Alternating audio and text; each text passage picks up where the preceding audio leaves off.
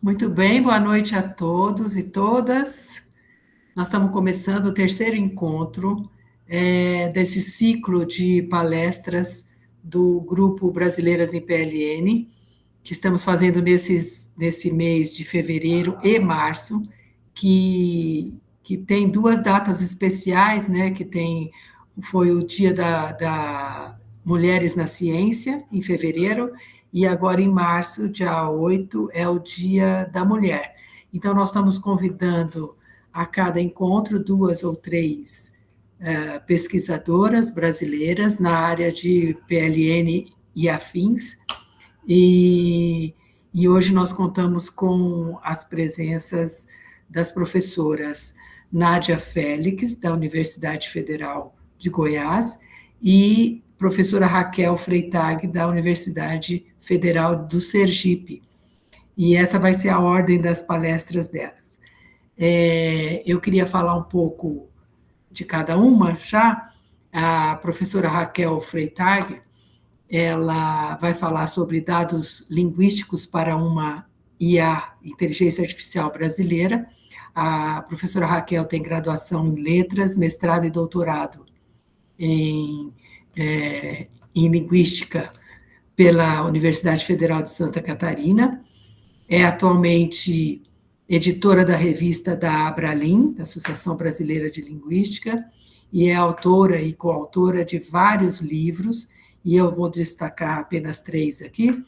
Um deles acho que é o mais recente, chama Variação Linguística, Diversidade e Cotidiano, pela editora Contexto. Um outro se chama Não Existe Linguagem Neutra, Gênero na Sociedade e na Gramática do Português Brasileiro, também pela editora Contexto, de 2024, e Linguística no Feminino, Vozes Femininas que Fizeram a Linguística no Brasil, pela editora da Abralim, de 2023.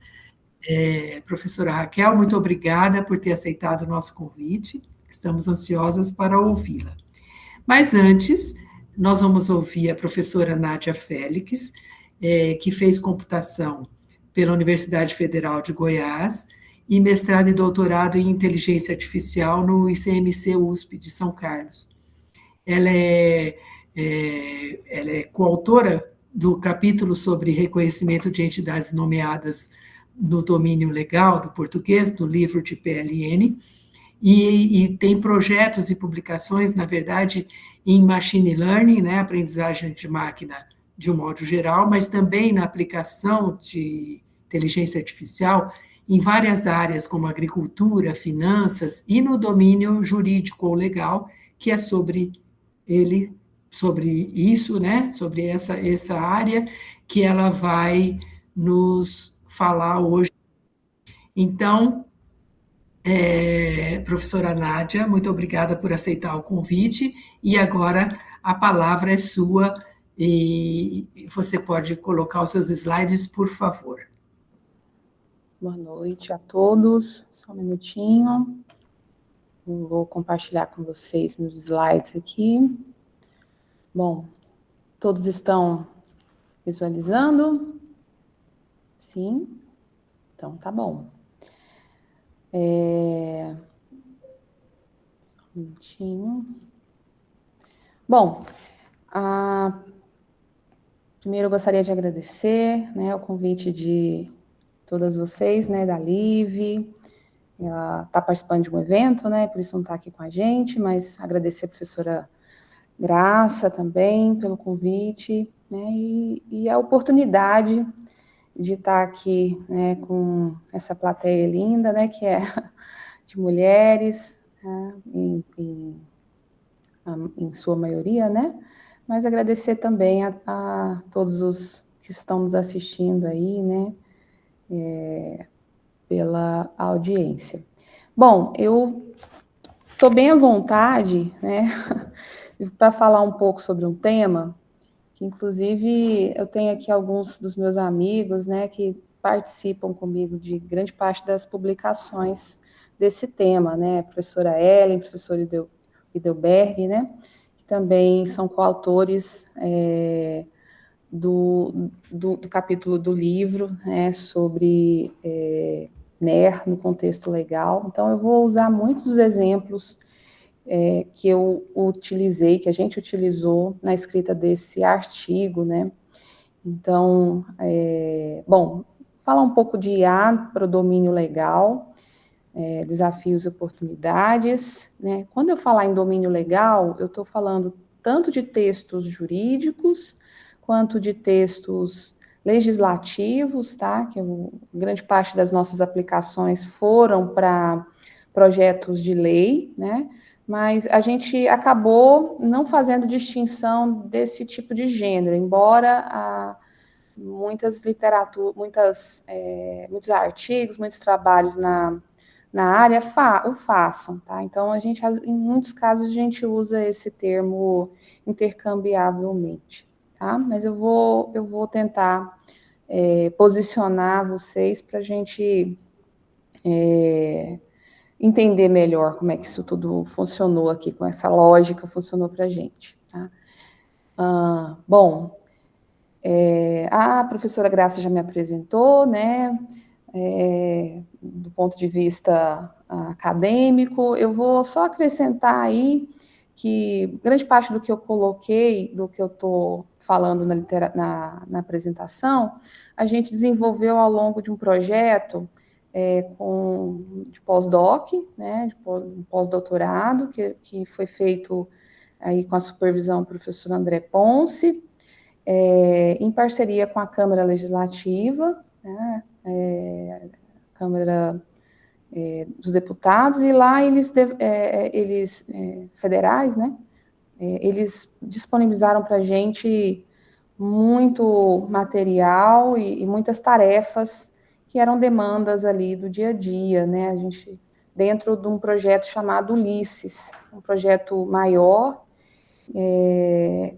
que ali incentivava, né, motivava o uso de IA no contexto legislativo para a solução de várias tarefas do dia a dia ali dos profissionais, né, desse contexto, tá? Eu sou professora na UFG, lá na UFG a gente tem um centro de excelência em inteligência artificial, e aí também eu sou pesquisadora de alguns desses projetos, né, desses domínios que a professora Graça mencionou. Bolsista de produtividade, e eu coloquei aí uma foto minha correndo, que é uma das minhas paixões do fim de semana, né, nos finais de semana. Bom, então, existem diversos desafios, né, em se tratar da justiça brasileira, e agora eu estou falando do domínio legal de forma mais ampla, né? Trouxe até aqui esses dois gráficos, mas de modo geral, assim, não querendo complicar já no final do dia, né? Mas falando um pouco da justiça em números, né? Isso aí são dados de um relatório que o CNJ disponibiliza, né, em que ele enfatiza que aqui a gente tem 80,6 milhões, né, de casos pendentes, isso aqui no ano de 2024, né, e que desses 80,6 casos, né, de milhões de casos pendentes no Poder Judiciário, veja que 44, nesse gráfico aqui do lado, né, 44,8 foram os casos, os processos baixados, ou seja, os finalizados, né, 44,8 milhões foram finalizados. Desses, 44,8 finalizados em 2024, veja que 39,4 foram casos novos. Então, quer dizer, a gente tem aí ainda uma porção de casos, né, de processos pendentes de uma solução, de um resultado. E se a gente traz isso para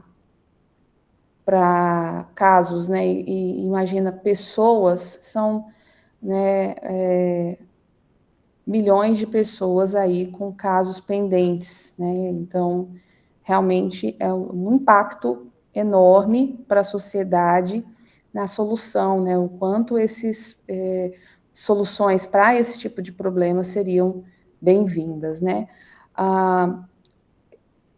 Existiu em 2023 aí, né? A partir de 2023 um programa de incentivo à digitalização, né, dos textos, né, de forma que dos textos jurídicos, de forma que 90,6% dos processos em tramitação já eram digitais e 99,6% dos novos casos ingressaram eletronicamente.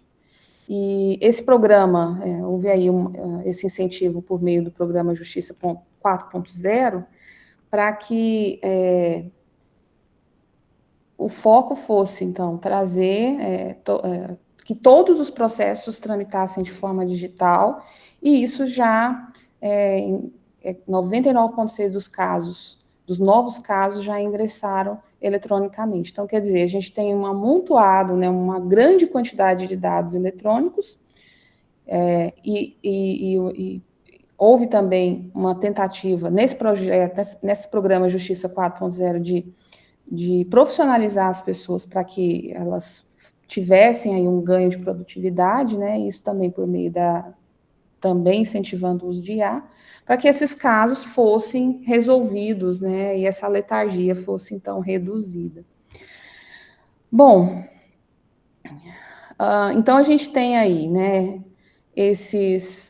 Uma questão em que os profissionais, os tomadores de decisão, advogados, juízes, né, e as pessoas envolvidas nesse processo, e também levando para o foco, né, dos dados legislativos, então, lá, os assessores políticos, né, os próprios políticos, então, a gente tem que estar familiarizado com muita informação, precisa, então, esses profissionais conhecer as leis, os regulamentos, então, é mais informação, precisam rever casos semelhantes em suas sentenças, então, precisam formular argumentos a partir de toda essa informação necessária, e estes precisam estar consistentes com os precedentes. Então, quer dizer, a IA enxerga aí um terreno fértil para uso de diversos algoritmos e possibilidades, né,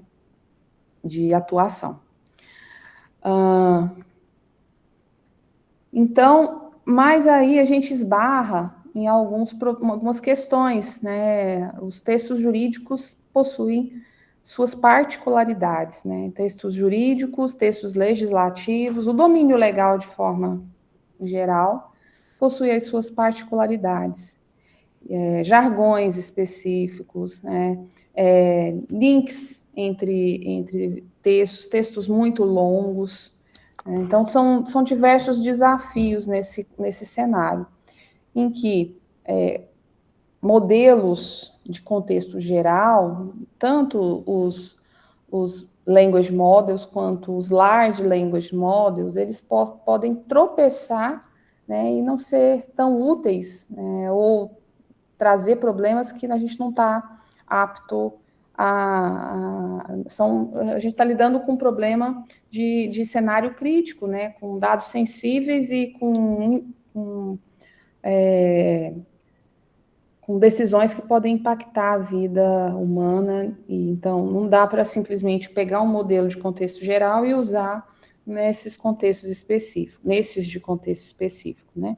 E aí, no nosso cenário, lá na Câmara dos Deputados, no contexto legislativo, a gente precisou, né, criar corpus e corpora, na verdade, no plural, para diversos momentos, diversas tarefas nas quais a gente lidou ali, tá? Eu vou falar de algumas dessas tarefas, e aí vai ficar mais claro para vocês essa necessidade, tá? Um minutinho.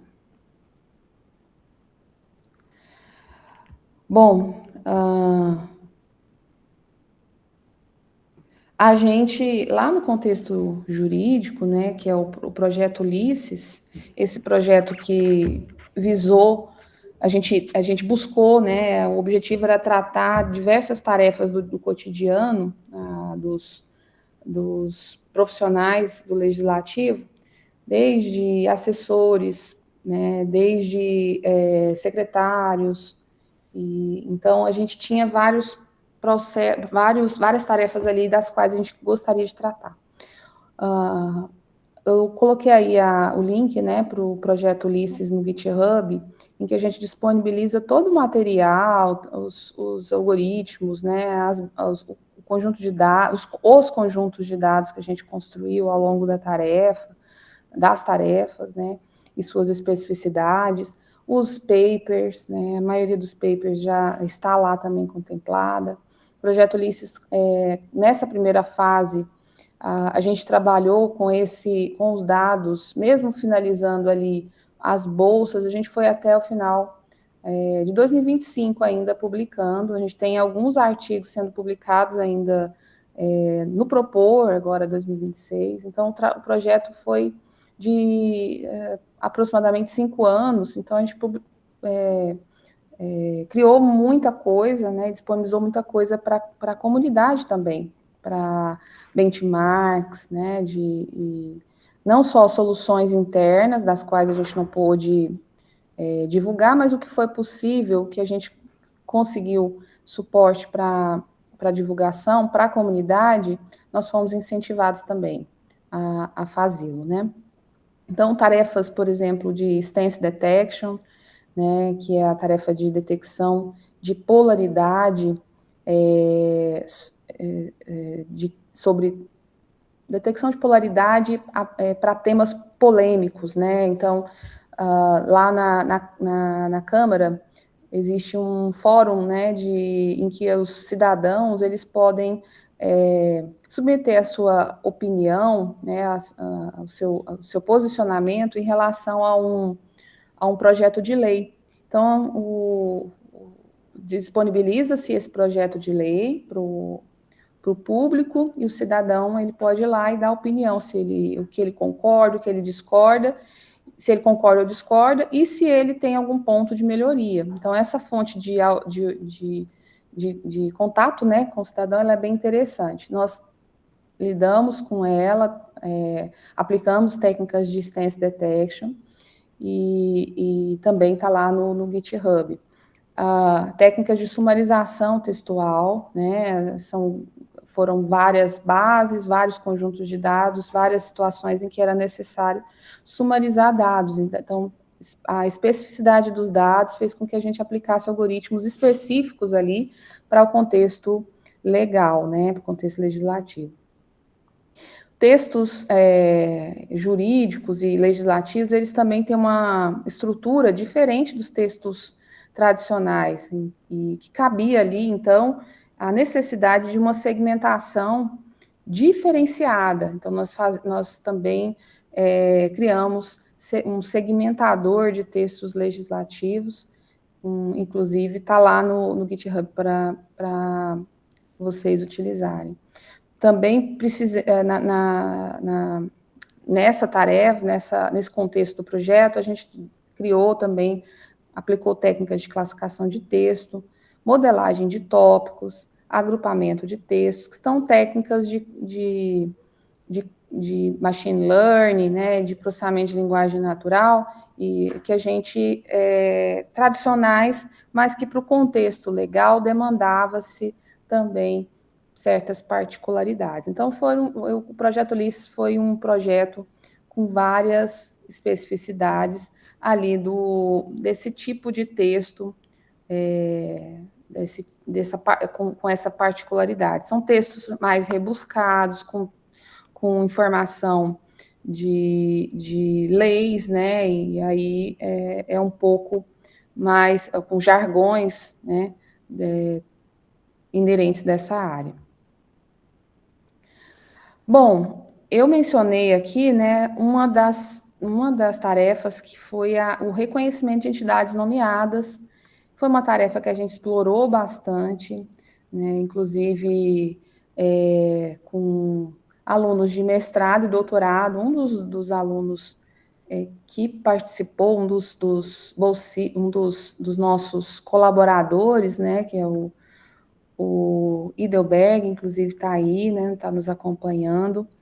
Ele fez um trabalho de aplicar vários algoritmos de reconhecimento de entidades nomeadas no domínio legal, que era, assim, de bastante importância. E aí a gente fez para o livro Brasileiras em PLN, né, tem um capítulo todo só sobre reconhecimento de entidades nomeadas, inclusive com esse estudo, em que a gente observa que o domínio legal ele estava sobressaindo, né, no contexto aí dessa tarefa de reconhecimento de entidades nomeadas, né, inclusive até em número, né, de publicações. A gente tem essa curva amarela, né, laranjadinha, não sei, no domínio legal, a gente observa que a partir de 2020, né, a gente já tem um número maior de publicações no domínio legal para REM, né, para reconhecimento de entidades nomeadas, maior do que para outros domínios. Né? Então, foi um trabalho que o Berg fez de analisar a literatura, de acompanhar quais eram os algoritmos, quais o conjunto o corpora, né, disponível na literatura para esse tipo de tarefa. Então, no contexto legislativo, nós tivemos que construir o nosso próprio conjunto de dados e definir aí quais eram as entidades importantes para aquele cenário, né? Inclusive, eu listei aqui para quem tiver interesse em trabalhar com essa tarefa, né? Existem vários conjuntos de dados aí, vários corpora, né, de NER, que é o termo em inglês, né, para reconhecimento de entidades nomeadas. Então, tem vários no contexto legal, tá? Eu destaquei aí em azul o de Castro, 2019, no domínio trabalhista. Ele é um corpus que, embora esteja privado, né, o Pedro Castro foi meu aluno de mestrado, e nele nós criamos um corpus para o domínio trabalhista. As entidades, veja que mesmo dentro do domínio legal, jurídico, existem ali, né, as subdivisões, e como ele trabalha muito nesse contexto do domínio trabalhista, as entidades que eram interessantes para ele, né, ele trabalha com jurimetria, que é uma área do domínio legal, né, que tem muito a ver ali com dados estatísticos, né, então, algumas entidades eram importantes para esse domínio, para ele, né, então a gente fez criamos um protocolo de anotação, com advogados, né, com profissionais com esse domínio, né, específico, né, do domínio trabalhista, para fazer a anotação das entidades ali importantes. Ele é um corpus privado, mas o protocolo de anotação foi todo aberto, então é possível que talvez alguém no mesmo domínio possa fazer anotação do seu conjunto de dados ali, a partir do nosso trabalho.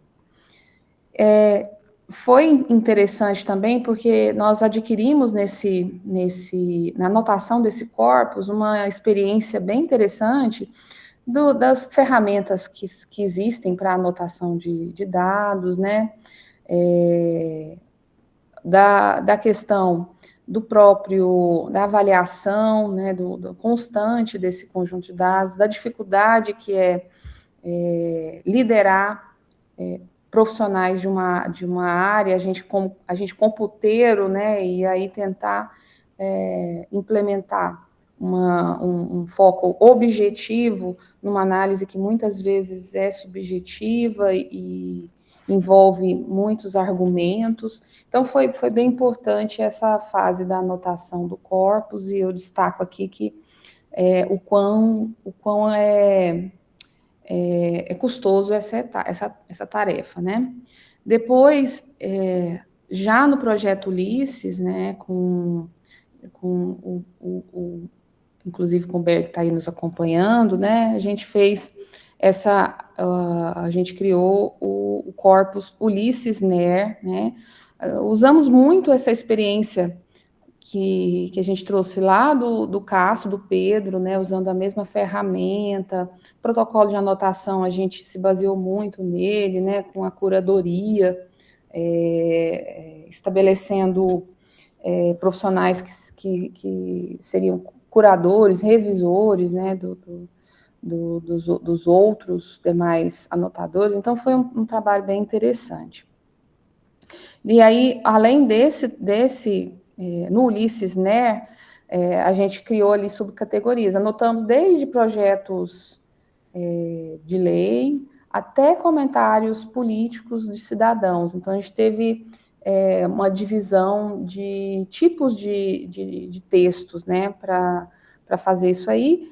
E estendemos esse trabalho, né, sobre aí a coordenação, né, desse aluno que está quase terminando o doutorado, né, o Idelberg, ele estendeu esse corpus aí do Ulisses NER, né, para o Unilegal NER, que aí já foi incluindo mais textos, aumentando o número de entidades e também expandindo esse corpus para um domínio jurídico também, né? Então foi um trabalho bem legal.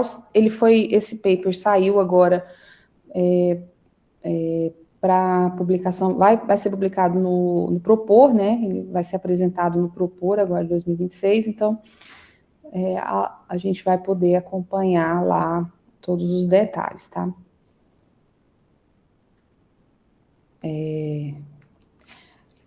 Como eu mencionei, né, foram vários produtos, né, desse projeto, e eu tenho muito orgulho de falar dele, porque foi um trabalho de anos, né, inclusive saindo desse projeto o primeiro corpus aberto, assim, com bastante diversidade, né, que foi o Ulisses Tésimo, né,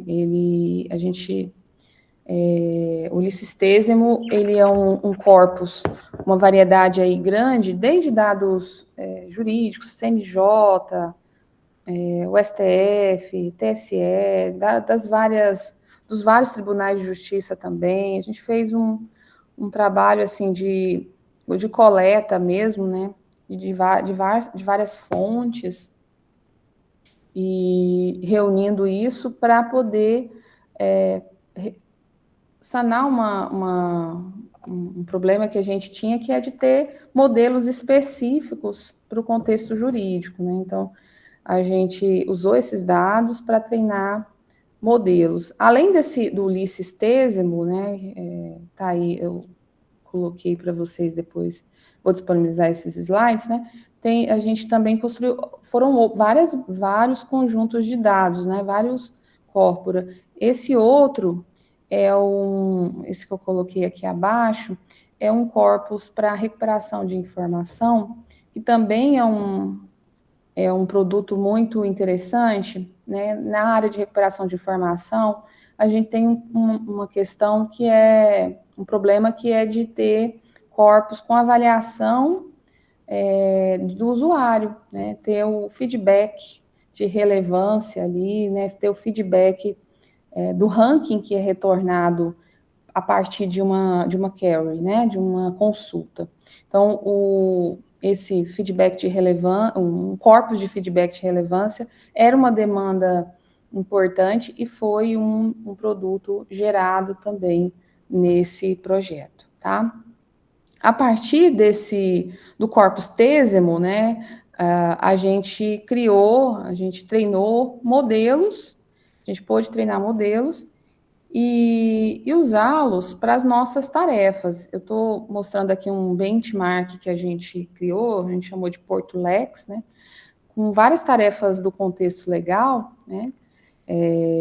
E aí, algumas delas, né, de NER, outras de perguntas e respostas, né? Então, e aí a gente treinou aqui o Roberta, aqui o Roberta Lex PT, esse foi o nosso aqui, né? Eu tenho o Roberta Legal e o Roberta Lex PT. E esses dois modelos que nós treinamos aí, eles obtiveram, né, os melhores resultados no contexto legal, né? Então, ganhando ali na literatura desses outros modelos, né, específicos, inclusive, né? No contexto legal, né, no contexto legislativo, a gente continuou trabalhando, né, quando encerrou ali a parceria com a Câmara, a gente continuou evoluindo o projeto nas tarefas que nos eram ali permitidas, né, com dados públicos, e a gente continuou trabalhando. Depois, sobre o apoio do projeto IAIA, que é um INCT, né, coordenado pela professora Tereza, lá da Federal de Pernambuco, né, do SIM, e lá ela coordenou esse projeto e a gente pôde participar, né, do IAIA, desse INCT, né, e a gente pôde continuar evoluindo o nosso projeto. Então, a gente adicionou mais, continuou anotando, nós continuamos adicionando mais entidades, né, para evoluir o corpus, e além disso, né, que é um exemplo de uma tela de anotação, né, em que a gente utilizou uma ferramenta chamada Inception para anotação. Nesse caso foi o Inception, mas tem um outro caso aqui que eu vou mostrar que a gente usou uma outra ferramenta chamada Brad. E aí a gente fez essa anotação dessas entidades. Então, um trabalho bem artesanal, né, de anotação do grupo, tá? Nós, atualmente, né, a gente está trabalhando com alguns tipos mais desafiadores de entidades, né, entidades nomeadas, que não são só as entidades flats, né, que a gente comenta, são as entidades tradicionais, né, agora a gente envolvendo entidades aninhadas, sobrepostas e não contínuas. As aninhadas são entidades, por exemplo, vamos supor que eu tenha aqui Tribunal de Justiça de São Paulo, né, vamos supor que eu tenha a frase: o juiz da segunda vara criminal do Tribunal de Justiça de São Paulo proferiu a sentença. O Tribunal de Justiça de São Paulo seria a organização, seria a entidade de organização, né, que está aninhada dentro da segunda vara criminal do Tribunal de Justiça de São Paulo, que é uma outra entidade jurisdição. Então, eu tenho uma entidade do tipo aninhada, né. Eu também tenho outras entidades do tipo sobrepostas, por exemplo, a frase: o Ministério Público Federal e Estadual realizaram a investigação. Então, eu tenho a sobreposição, né, as entidades Ministério Público Federal, Ministério Público Estadual, são ambas organizações e elas se sobrepõem ali no Ministério Público. E eu tenho também entidades não contínuas, né, que aí, contíguas, né, que aí, no caso, o presidente e os ministros do Supremo Tribunal Federal se reuniram. As entidades presidente e ministro por exemplo, são papéis, estão relacionados à entidade Supremo Tribunal Federal, que é uma organização, mas elas não estão adjacentes, ou seja, elas não estão na sequência aqui, né? Então, são tipos mais desafiadores de entidades nomeadas, né? A gente, para anotar, né, o anotador que a gente a ferramenta de anotação, né, o editor que a gente utilizou naquela época, para as outras entidades, as flats, né, a gente usou um tradicional Inception, que a gente não conseguiu usá-lo para esse contexto de aninhadas, sobrepostas, a gente teve que adaptar uma outra ferramenta chamada Brett, né? E aí a gente teve que adaptar, então foi uma tarefa um pouco mais desafiadora, a gente está terminando a anotação, né? Escrevendo o artigo, então a gente vai disponibilizar esse corpus também para a literatura, como benchmark para quem trabalha com entidades nomeadas, tá? Mas, então, eu falei disso tudo, né, do que a gente já fez e do quanto é desafiador trabalhar com dados jurídicos, justamente porque são textos rebuscados, com jargões específicos da literatura, textos com muitas marcas, né? A segmentação é diferente, textos longos, textos com muitos links entre um texto e outro, né? Então, ele menciona muitas menções a outros regulamentos, leis e assim por diante.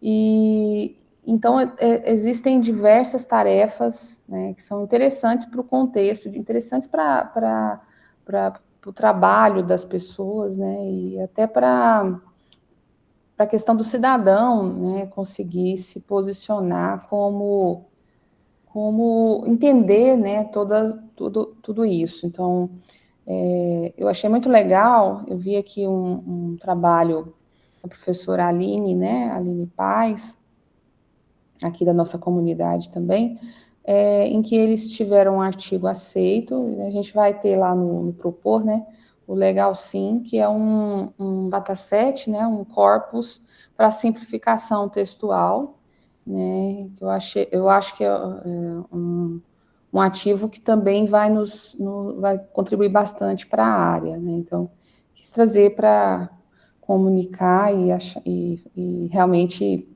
fazer propaganda da minha colega aí, que eu acho que traz um ganho para quem estiver trabalhando com simplificação textual para esse contexto, né? Ansiosa para ler. Todo esse trabalho que eu mencionei de reconhecimento de entidades nomeadas, né, e do domínio legal, principalmente no contexto legislativo, nós publicamos aí na terceira edição, né, do livro de brasileiras, né, em PLN. Então, vocês podem acompanhar lá e fazer a leitura, recomendo. Está bem legal e dá uma visão de REM, né, ou NER, como vocês quiserem chamar, para o domínio legal e no contexto da língua portuguesa, tá? Outra frente de trabalho que tem sido bastante utilizada e comentada, né? Uma tarefa, né? Chamo de tarefa, que é a geração textual e até eu peguei essas duas notícias, né, são ambas de 2023, né, uma em que um juiz usou uma tese inventada pelo ChatGPT, e a outra em que o advogado, né, inventou casos que não existem, né, e um problema que continua em aberto, que é a questão da alucinação. Exatamente. Esse de 2023, tá? Ambos são de 2023. E aí a gente se pergunta, nós estamos em 2026. 2026, nós já resolvemos esse problema? É uma pergunta, né? E aí essa semana mesmo foi noticiado, né, no Jornal Nacional, aí eu vi no Jornal Nacional, e aí eu fui atrás da notícia, que o Tribunal de Justiça de Minas Gerais, né, proferiu uma decisão, foi uma decisão muito absurda, né, em que o estuprador de uma menina de 12 anos foi absolvido, né, do crime, e aí foram verificar, né, a sentença e tinha lá um comando do prompt, né, que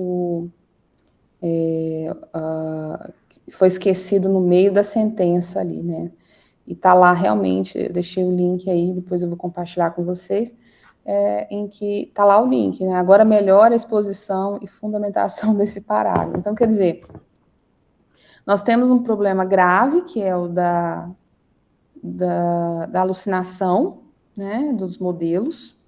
Então, a alucinação dos modelos, ela é um problema, inclusive, vem sendo muito investigado, né, pelo que eu tenho acompanhado, o pessoal tentando tratar de uma forma bem incisiva, né, a gente vem vendo os modelos alucinando cada vez menos, comparativos entre modelos maiores e modelos menores, né, modelos maiores por terem terem sido treinados ou com mais dados ou com mais parâmetros, então ele tem uma capacidade de alucinar menos do que os modelos menores, né? Vi estudos com relação a isso, mas eles ainda alucinam. E num contexto tão crítico quanto o do domínio legal, né, a importância do ser humano ali, né, como um curador, como um revisor, como um atuante. A última palavra é do humano, é do profissional. Então, a importância de não simplesmente aceitar a resposta, né, desses modelos como verdadeira, e sim ser um profissional ativo que de fato averigua todas as informações, né? A gente observa que ainda, como essa notícia que eu compartilho aqui, eu tirei lá do G1, né? Enfatizando, né, que o profissional não tomou cuidado, por exemplo, de revisar o documento final, tendo ali ainda comandos de prompt no meio do texto, né? Então, assim, fica a reflexão, né? O problema muitas vezes não é a IA, né? São os humanos. O que a gente espera, né? A gente nessas áreas no cenário crítico, né? A importância de não sermos coadjuvantes, de não sermos ativos e revisores e se perguntar cada vez mais se de fato aquela informação está correta ou não, né? Eu agradeço a oportunidade, né?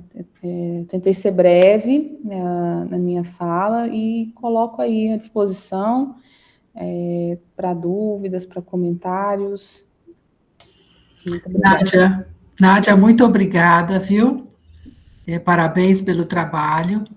E eu vou deixar as perguntas para você para o final da apresentação da Raquel também. Então, Raquel, por favor, fique à vontade. Nádia, você pode tirar os seus slides, por favor, e aí a Raquel pode já colocar os delas e começar. Muito obrigada. Então, Oi. Gente, boa noite para quem está aqui na audiência, bom dia para quem vai ver de manhã, boa tarde para quem viu boa tarde. Então, queria agradecer a oportunidade de estar aqui, agradecer Liv, que mediou, na verdade, né, Liv me perguntou o que eu achava, se a Bralinha apoiaria a ação do Grupo Brasileiras no Processamento da Linguagem Natural. Eu disse, olha, claro que sim. E, né, eu vou, se alguém disser que não, vai comprar briga comigo. Né? Agradecer a mediação da Graça, a oportunidade de ouvir a Nádia, né? E assim, né?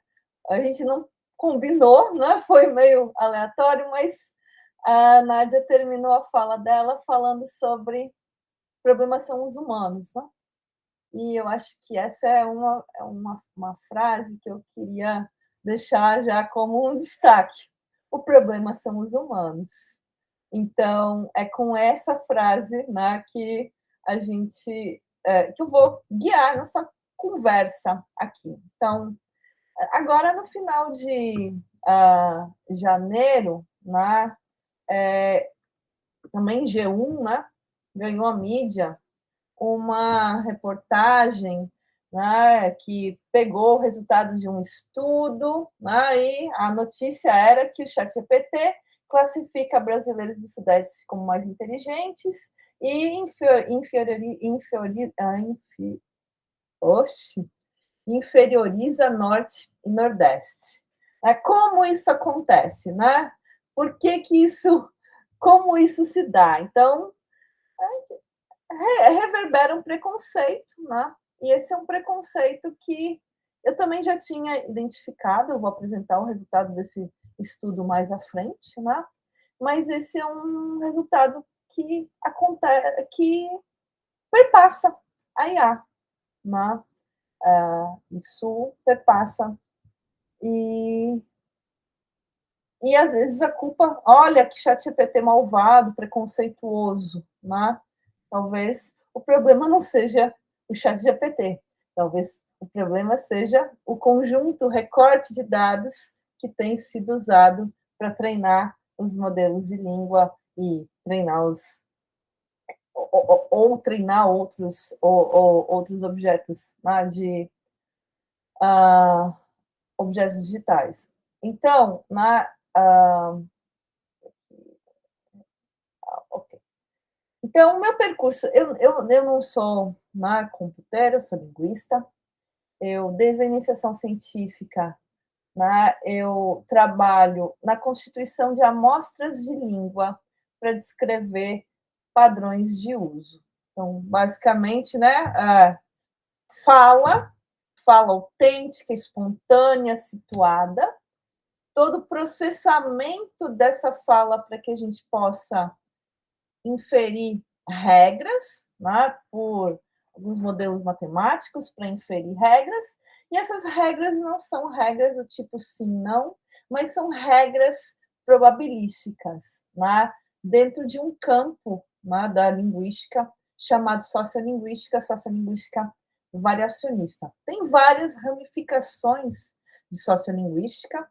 Aqui eu trabalho mais especificamente, né, é a variacionista, mas todas as sociolinguísticas, elas lidam com a relação entre língua e sociedade, né? Língua, essa coisa que porque todo mundo fala, todo mundo acha que pode opinar sobre ela, né? Porque eu sou falante da língua, eu me sinto capaz de falar sobre ela e emitir juízo de valor sobre ela, ou, por exemplo, mitos, ideologias que circulam na sociedade. O bom professor de língua estrangeira é o falante nativo, dentre outros. Mas, do ponto de vista mais de comunidade, a língua é um direito difuso. Então, um direito difuso é um direito que pertence a todos, mas que ele não é atribuído, individualizado a uma pessoa, a um grupo, né? Então, ele é compartilhado a toda a sociedade. Então, mesmo que eu não fale uma língua, né, o fato de ela existir, ela faz parte, né, o conhecer a língua faz parte do meu direito, né, difuso a ela. Então, assim como o direito ao meio ambiente, né, eu posso não morar na Amazônia, né, mas o fato da Amazônia existir é um direito difuso meu enquanto brasileira. Patrimônio cultural, saúde pública, e no caso específico do domínio da linguagem, a diversidade linguística, né, é um direito difuso.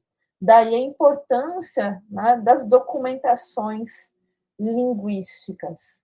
E é o que, né, é a tarefa que a sociolinguística tem assumido, né, produzir a caracterização das variedades brasileiras do português e de outras línguas que estão presentes no território nacional.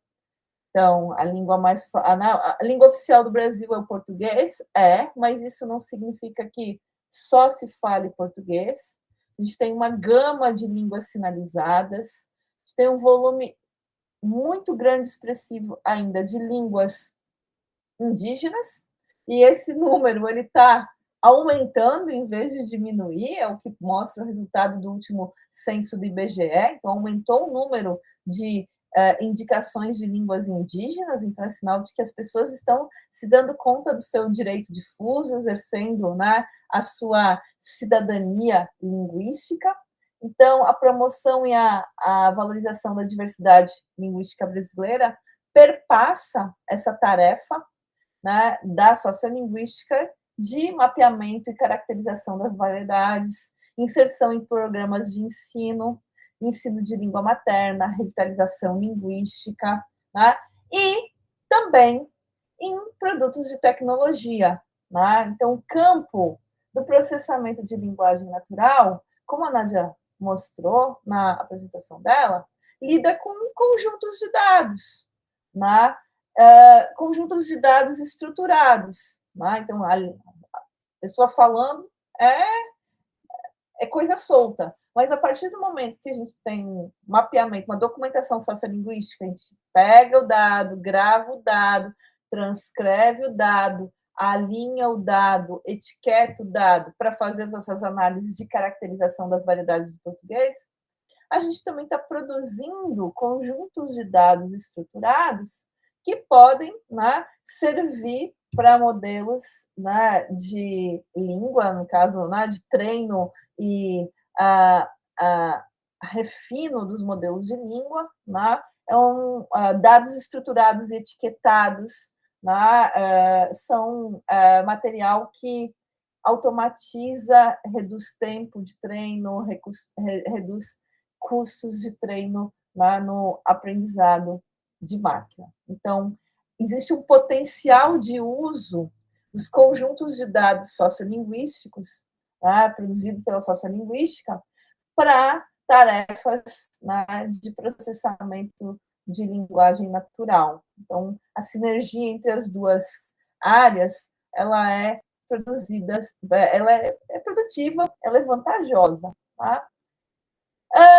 Acontece que, né, o foco da sociolinguística, relações entre língua e sociedade, a gente começa a se dar conta de que, bem, a nossa sociedade ela é bastante diversa, e essa diversidade, né, nem sempre ela é vista de maneira positiva, né? Na maior parte dos casos, ela é vista de maneira negativa, discriminatória, preconceituosa, né? E isso é um processo que ocorre em todas as culturas, né?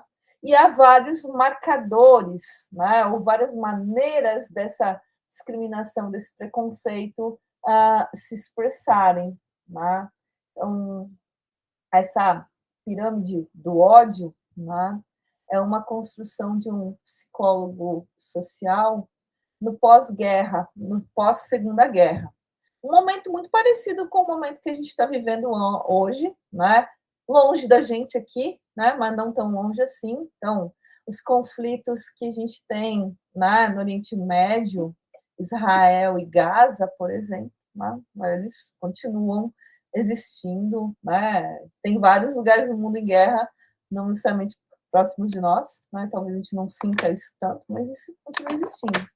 Mas o Gordon Allport, né, no pós-guerra, no pós-segunda guerra, quando o mundo começou a fazer um balanço, tomar consciência do que aconteceu, né, nos campos de concentração na Alemanha, né, ele queria entender assim, como é que aquelas pessoas, né, que estavam indo a julgamento, né, se como é que podia ser, como é que pessoas podiam deliberadamente matar outras pessoas em um grande volume, assim, em escala industrial, né, como era nos campos de concentração. Quando a gente pensa assim, uma pessoa que mata várias pessoas, né, o ideário, né, da gente é um vilão, uma pessoa malvada, que tem uma expressão, né, malvada, assustadora.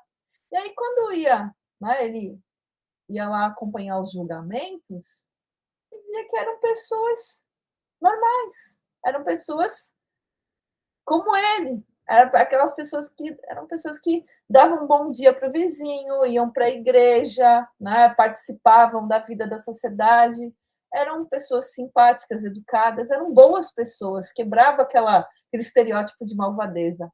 Como é que essas pessoas tão boas, né, chegaram ao ponto de exterminar todo um grupo, né? E aí ele propôs, né, a pirâmide do ódio, que as coisas vão uma escalada. Começa, né, com um abuso verbal, desprezo, nome pejorativo. A gente depois vai para o segundo nível, que é o da anulação das pessoas. O terceiro, a gente começa a discriminar. E a gente vai subindo para o ataque direto, para a agressão, para o bullying. No último, né, na última instância, já está, depois que foi, né, criando essa despersonalização, essa dessensibilização, o genocídio ele é uma consequência, né, é uma escalada, tipo o sapo que está lá, entra na bacia de água, né, na bacia que está no fogo, ele entra, que água boa, que água gostosa, e a água fervendo ali, né, esquentando, até que chega um ponto que ele já acha que é demais, mas ele nem percebeu. E assim, isso acontece com língua, isso acontece muito com língua, né? Então, não é à toa que o ChatGPT discrimina, né? O ChatGPT discrimina porque as pessoas, né, discriminam. Então, a gente encontra muitos ataques, né, físicos, né, perseguições, julgamentos, né, isso circula na nossa sociedade, isso, né, não causa estranhamento. Então, um tempo atrás, né, a Miss Ceará, né, a Miss Brasil era do Ceará, e o comentário, né, em vez de falar dos atributos dela, é que, bom, o sotaque dela é horrível, né? Mas o que tem, né? Por que o sotaque do Ceará não é bom? Quem disse que há um melhor do que o outro, né? Então, a Juliette, né, que foi uma participante de reality show, participou do BBB, depois ficou famosa, e as pessoas, né, queriam que, para ela conseguir, né, os papéis, conseguir oportunidades depois, as pessoas queriam que ela neutralizasse o sotaque, né, que ela reduzisse as marcas dela de identidade linguística, né? Então, essa neutralização vem da sociedade, né? Vem dos humanos. Então, isso vai passando, né, para o modelo. Então, quando a gente lida, né, com... a gente tem um ciclo, né, de representatividade, frequência, prototipia e associação.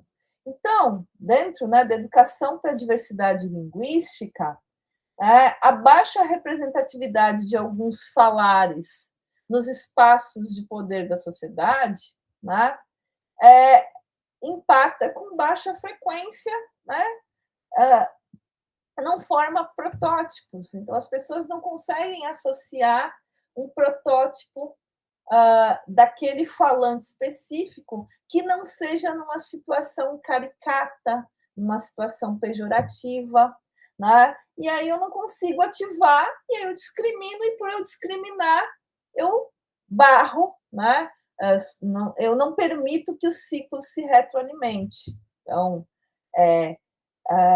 isso acontece com outras situações em que a gente tem assimetria. Por exemplo, questões de gênero.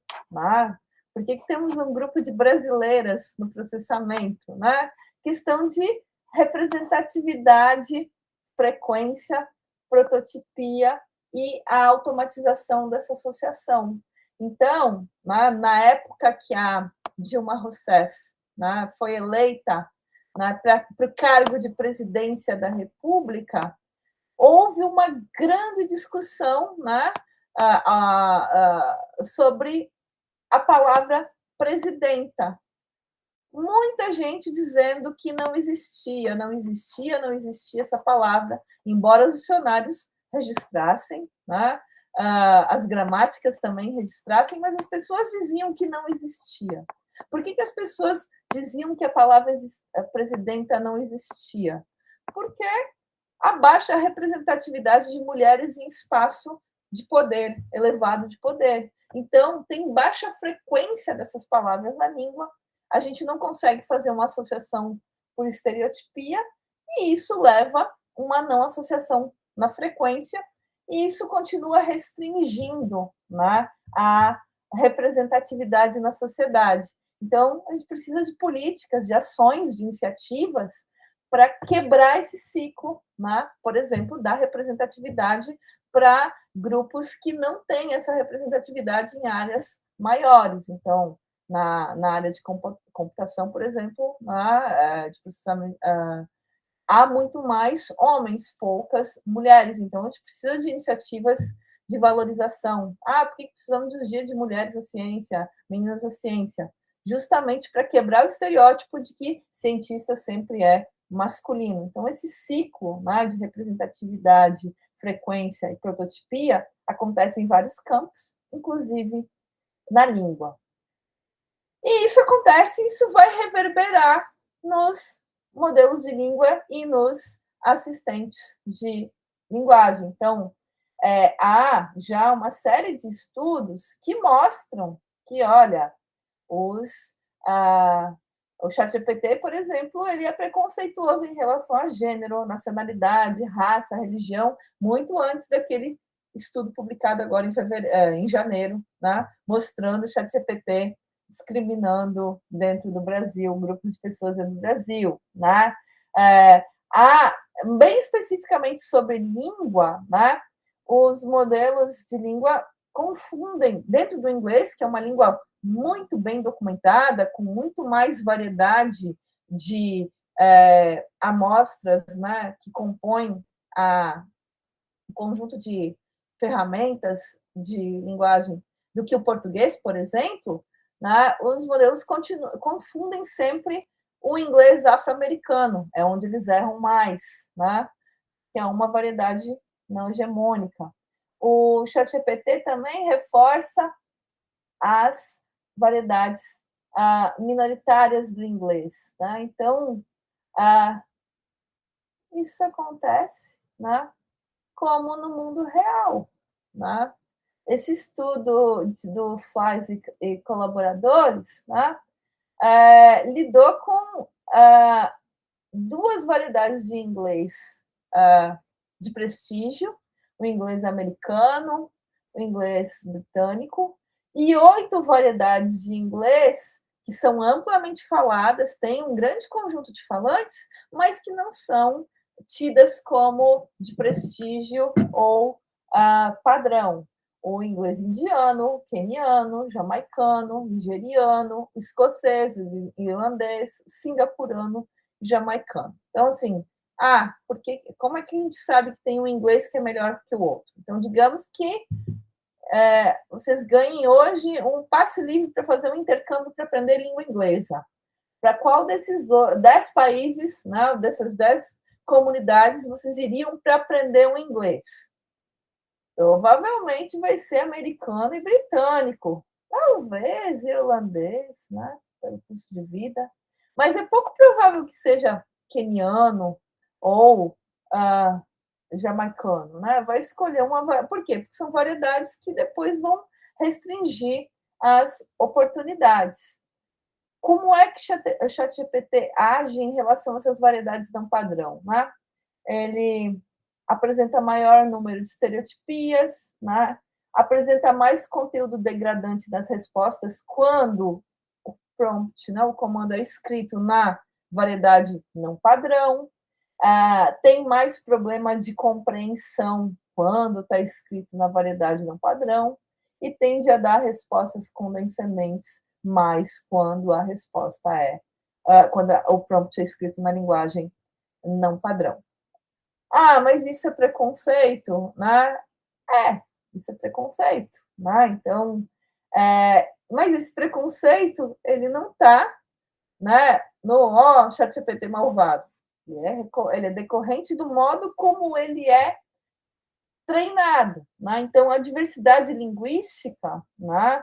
Os textos, né? Os textos que são usados para treinar os modelos, né? Eles, se eu quero ser representativa, eu tenho que ter uma diversidade de gêneros e de situações e de variedades de língua. Então, a gente tem muito pouca informação, né, sobre como esses modelos de língua que alimentam esses assistentes que a gente usa são treinados. Então, com que variedades de uma língua eles são treinados? Né? Eles são treinados com a língua dita padrão. Na escrita, a gente tem mais ou menos como estabelecer esse padrão. Mas na fala, não. O que é melhor? O que é padrão no Brasil? O português de São Paulo ou o português do Ceará? Quem define esse padrão? Né? Então, esses modelos, eles fazem algum ajuste sociolinguístico? Esses modelos, eles conseguem desvelar atitudes linguísticas, né?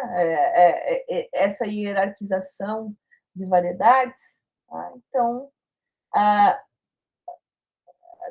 aí eu me reporto ao resultado de um estudo que eu e meu orientando Túlio conduzimos no português. Né?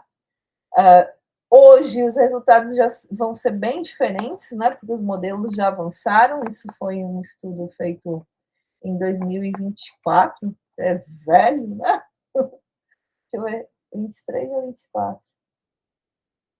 Estou na dúvida. Não, 24, tá certo, foi 24. Tá?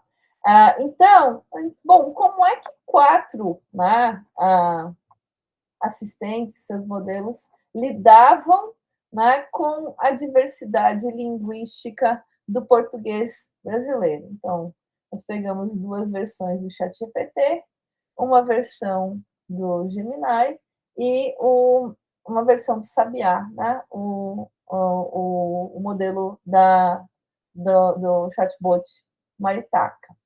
Então, assim, será que esses modelos também conseguem identificar, né, identidade e pertencimento linguístico? Né? Bem, as pessoas, né, elas conseguem estabelecer, olha, essa pessoa é de tal lugar, né? E porque ela fala mais ou menos desse jeito. As pessoas têm essa consciência, esse conhecimento explícito sobre identidade e pertencimento linguístico, e as pessoas compartilham isso, inclusive nas redes sociais. Então, em 2022, se não me engano, houve uma trend de Twitter, né, do tipo, né, você é de X, então fala. Né? Então, era uma maneira que as pessoas estavam, né, expressando, né, de uma maneira explícita, né, as relações de identidade e pertencimento linguístico. E essa relação, ela é variável. Então, por exemplo, a referência à segunda pessoa, né, a quem eu estou interagindo numa situação de fala, no português eu tenho 2 formas, embora os livros didáticos digam que os pronomes pessoais do português são eu, tu, eles, nós, vós, eles, no mundo real é outra coisa que acontece. Então, eu tenho a forma tu e a forma você. Elas coexistem, né? Elas são variáveis, essa variação é sistematizada, é o objeto, né, da descrição sociolinguística, né? Sistematizar essa descrição, essa realização variável de traços. Então, segunda pessoa do plural do singular, primeira pessoa do plural, concordância, posição de sujeito, de pronome sujeito, pronome crítico, preenchimento de objeto, não preenchimento de objeto. Então, tem vários parâmetros da gramática da língua que são variáveis, e essa variação é computada em termos de probabilidades. Esse feixe de traços variáveis, né, é o que a gente percebe como sotaque, e essa percepção toda me dá indexação, né? Pertenço a determinada região e não pertenço a determinada região. Manipular esses traços de identidade de pertencimento faz parte da nossa performance linguística enquanto humanos, né? A gente usa isso, né, como uma maneira de nos aproximar de pessoas, de nos distanciar de pessoas.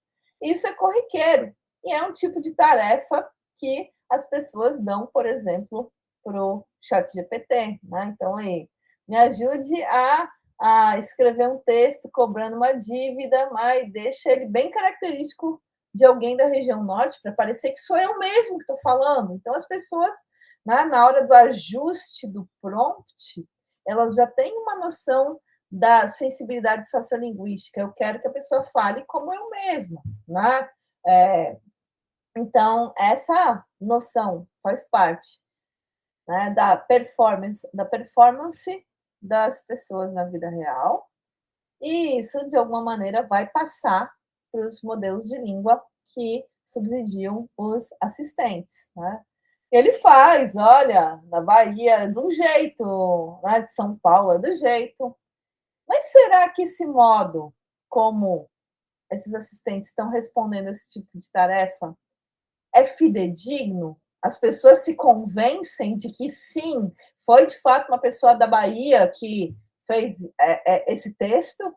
Foi de fato uma pessoa de São Paulo? Né? Então, para avaliar essa fidedignidade, né, se esses modelos dos assistentes conseguem emular essa identidade linguística, né, a gente conduziu uma tarefa, né, de, bom, vamos testar se eles conseguem. Então, primeiro a gente, né, passou para a geração do texto, a gente deu um comando, né, para escrever a biografia do Facebook para uma loja de camisetas, como se fosse um falante de X, e o X aqui é cada um dos 27 estados e territórios do Brasil, né?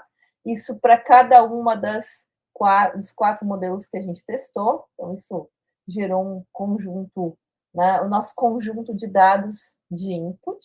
Então, aqui está um exemplo, né?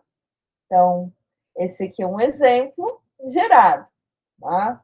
E, bem, eu já vou voltar né? Aí eu não vou dizer de onde é ainda, mas, né? Aí o que a gente fez? A gente passou por um exame dos traços dialetais que foram mobilizados, os traços dialetais variáveis, né? A partir dos parâmetros de descrições sociolinguísticas, que foram mobilizados nessa performance por estado. Tá? Então, bem, a gente já começou a identificar alguns padrões de comportamento dos modelos. Então, naquela época, né, então, isso eu estou falando de 2024, pode ser que hoje já tenham, né, feito algum tipo de ajuste, mas o modelo Sabiá da Maritaca, ele não desempenhou bem a tarefa, ele sempre escrevia escrita padrão, não tinha variação, não tinha variação, né? Já o ChatGPT, Gemini, tinha uma certa noção dessa variação de maneira sistemática. Por exemplo, eles alternam os pronomes de segunda pessoa, tu e você, e a sua relação de concordância, do tipo tu foi, tu foste, tu fosse e você foi. A concordância na primeira pessoa do plural, então, nós vai, nós vamos. A variação na primeira pessoa do plural, nós e a gente. O uso de interjeições, né, que são locativas, né, dialetais, do tipo o ai, quando a gente ouve o ai, nosso imaginário, né, associa a Minas Gerais, oxente, oxe, como marcas, né, interjeições do Nordeste, che para o Sul. Alguns marcadores discursivos, do tipo vice, tá ligado, é nós. Então, esses traços dialetais, eles começam a aparecer ali no texto. Tá? Então, aqui, por exemplo, é aquele texto que eu mostrei de exemplo. Então, olha, oxente, né? Nós se preocupa, nós começamos, criar, vice, sou, você, com nós, estamos esperando você. Então, tem vários traços, né? Mas esses vários traços aqui, eles são bastante heterogêneos do ponto de vista sociolinguístico. Então, ali, o criar, isso acontece na fala de todos os brasileiros, o apagamento do R de infinitivo. Todo mundo apaga o R, né? Mesmo em situações mais formais, né? A gente vai comprar. Então, isso acontece na fala de todo mundo. Isso não vai distinguir variedade dialetal, é um indicador. O nós, né? Quase boa parte das variedades do português brasileiro tem essa ditongação do nós. Né? Agora, o oxente já é um marcador que me diz, olha, isso parece que é a região Nordeste. O vice é um marcador que, olha, isso é Pernambuco. Mas aí entra um so, que a gente associa a mineiro. O C é uma forma que é associada a pessoas de interior, né, com nós. E aí, bom, isso na verdade está um pastiche, né?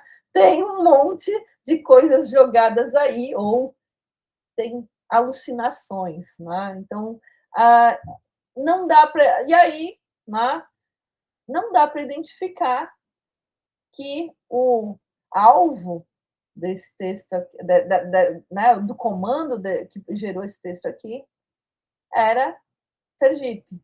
As pessoas de Sergipe não identificam isso como Sergipe, e as pessoas de fora também não. Mas isso é o que foi gerado, né, pelos assistentes a partir do comando. Aí a gente passou para um segundo passo, né? Vamos pegar tudo aquilo que foi produzido, né? E a gente vai passar por juízes humanos, né? Deixa eu olhar aqui, eu estou na outra tela, deixa eu olhar aqui. Eu acho que na audiência tem, inclusive, pessoas que participaram, que foram juízas dessa tarefa.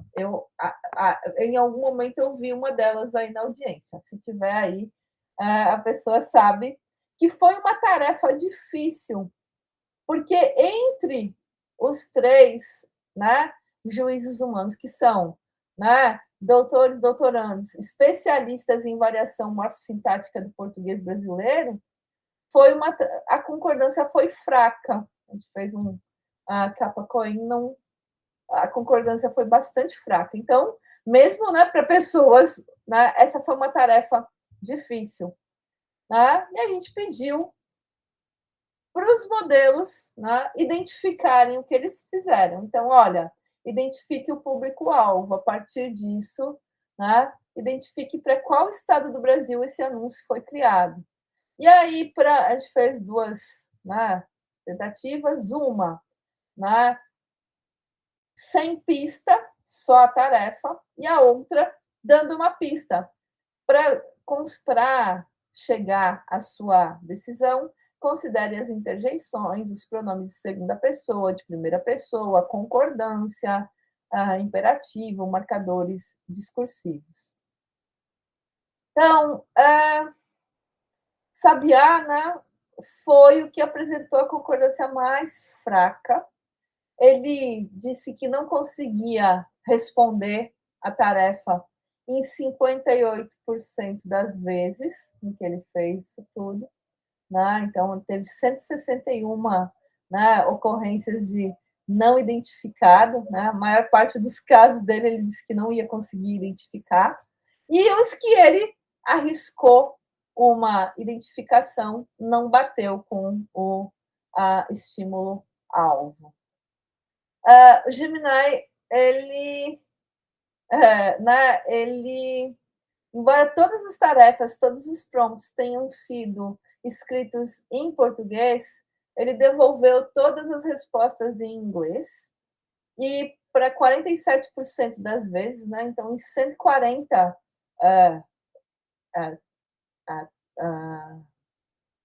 textos que ele tinha que julgar, ele não conseguia, ele disse que não sabia responder. E o que ele conseguiu responder, a concordância também foi muito fraca. O ChatGPT, ele deu resposta para tudo, né? E ele conseguiu uma concordância moderada, né, nos dois modelos. Bom, os estados que foram mais identificados, né, em que os modelos mais, né, convergiram identificando, Minas Gerais, né, o ChatGPT identificava Minas Gerais. Curiosamente, né, o Sabiá, ele acertou muito quando era de São Paulo, e o Gemini acertou quando era do Rio Grande do Sul. Né? A gente identificou, né, nas respostas os vieses que a gente encontra na sociedade. Então, o ChatGPT, ele faz avaliações metalinguísticas, né, que são comentários que as pessoas fazem sobre língua. Então, por exemplo, né, uma das respostas do ChatGPT é: o tu é bem frequente no sul do Brasil, e de fato isso bate com os estudos sociolinguísticos. Né? O ChatGPT mostra a consciência de campos indexicais. Campos indexicais é um construto da sociolinguística que mostra que o mesmo traço é julgado de maneira diferente a depender de onde ele está.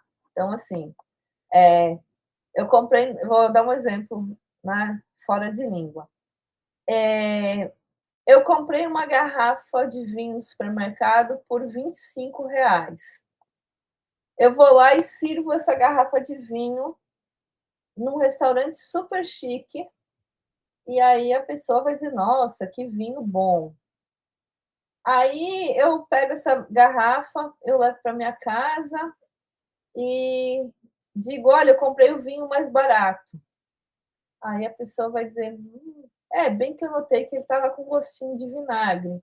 Então, o vinho é o mesmo, mas o enquadre, né, e a relação de hierarquia e poder estabelecida vai fazer com que eu olhe diferente, eu julgue diferente. É isso que acontece com a falta de concordância na primeira pessoa do plural, nós vai.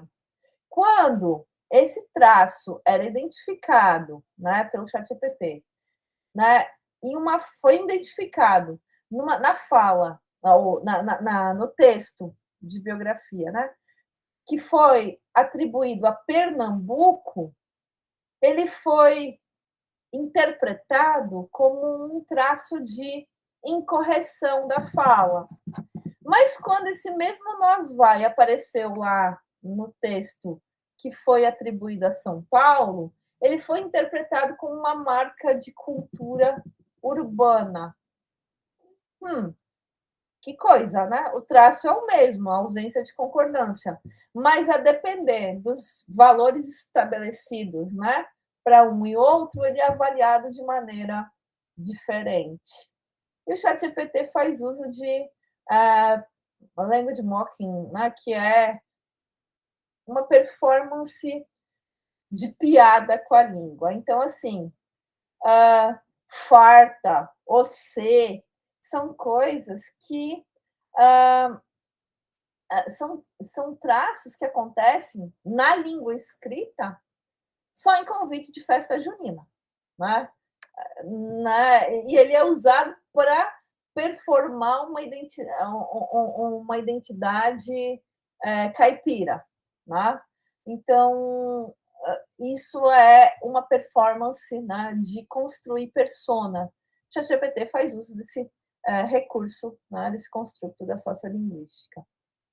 Então, né, quando a gente fala, né, no conceito, os americanos gostam muito do conceito Jedi, de justiça, equidade, diversidade e inclusão, né, o viés de seleção das amostras de língua e das variedades de línguas nos treinos, usado no treino dos modelos, vai acentuar simetrias que já existem na sociedade, né? Apagamento de variedades, exclusão de comunidades e, principalmente, a priorização de uma variedade que é escolhida como língua de prestígio. Então, né, os modelos, eles refletem a ideologia dos seus donos, né? O que é a ideologia dos seus donos?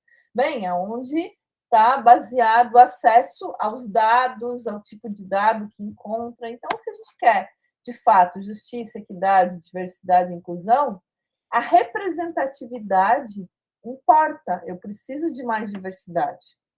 E para resolver, né, isso a gente tem, né, um plano brasileiro de inteligência artificial que tem, né, como uma meta, né, robusta de desenvolver modelos avançados de linguagem em português com dados nacionais que abarcam a nossa diversidade cultural, social e linguística para fortalecer a nossa soberania. A gente precisa de mais brasilidade. Não dá para ficar só com 3, 4 modelos estereotipados ali. A gente precisa de mais diversidade de falares. A gente precisa de diversidade linguística. A gente precisa de conjuntos de dados que tenham, né, essa representatividade. E aí é nesse ponto que eu defendo, né, junto com outros colegas da sociolinguística, a gente defende, né, nosso sonho é um repositório, né, que a gente chama de plataforma da diversidade linguística brasileira, porque a gente tem uma ampla experiência em coleta de dados diversificado, né? Tem muito dado sociolinguístico que está estruturado e que pode servir esse propósito. A gente tem, nesse momento, uma fragilidade enorme de infraestrutura. Então, esses dados existem, mas eles estão aí dispersos, alguns guardados em pendrive, outros em HD, outros em nuvem, outros já se perderam, mas houve um grande esforço, né, de construir essa amostra a serviço de descrição linguística, mas a gente pode pensar no reuso desse dado para treino, para ampliar, né, representatividade em modelos de língua, né? Então, a gente tem uma esperança de que um dia a gente tenha um repositório onde a gente possa colocar esses dados com soberania, não colocar esses dados em repositórios no exterior, sujeitos às leis, né, e vontades, né, que não estão no nosso controle, né, e é o que a gente tem chamado de plataforma da diversidade linguística, né? Então, os dados linguísticos, eles são multimodais, então a gente tem áudio, a gente tem vídeo, né, a gente tem a transcrição do texto, a gente tem a onda, e muitas vezes isso tudo fica salvo num PDF, né? Esses dados, eles costumam, né, ser transcritos e alinhados, né, eles estão... a gente usa uma ferramenta chamada EULAN, que foi um software desenvolvido pelo Instituto Max Planck para documentação linguística, né? Ele exporta em formato TXT, em formato XML, ele tem alinhamento com o áudio, com formato WAVE, né? Pelo pareamento dos tempos. Então, a gente trabalha com esses dados, né? Para deixar eles nesse formato, né, estruturado, porque isso facilita nosso trabalho de descrição, mas ele pode ser usado para outros fins depois, né? Então, o que a gente tem hoje, né, na sociolinguística? A gente tem um ecossistema de pessoas e processos para essa capilaridade, né, de coleta para a diversidade. E a gente tem muita gente que faz essa documentação, né, que tem experiência, né, e faz essa documentação de campo e deixa os dados estruturados, né? Só que a gente não tem onde colocar, né? Cada um guarda o seu, né? E um não sabe da existência do outro, e a gente não consegue socializar com quem pode potencialmente usar esses dados para que a gente produza novas tecnologias, né? Então, a gente precisa basicamente de um repositório e de uma interface de busca, né, que congregue todos esses dados. Então, a gente tem já discutido isso dentro da sociolinguística já há uns bons 5, 6 anos, né? E, assim, eu agradeço a oportunidade, né, Graça, Liv, ouvir a Nádia, de poder socializar aqui com esse grupo e dizer assim, é isso que a gente tem de estar querendo, né, ver como otimizar, né, e talvez esforços, né, conjuntos permitam que a gente chegue a melhores resultados, né, e contribua de uma maneira para que a gente tenha essa IA que seja mais sensível à diversidade linguística, né? Que ela seja justa, equitativa, diversa, né? Inclusiva, como a gente quer. E para isso a gente tem alguns desafios a superar. O nosso, por exemplo, é como que a gente faz a nossa entrega para que isso sirva mais ao processamento de linguagem natural e sirva, por exemplo, para aprimoramento de ferramentas. Muito obrigada, gente.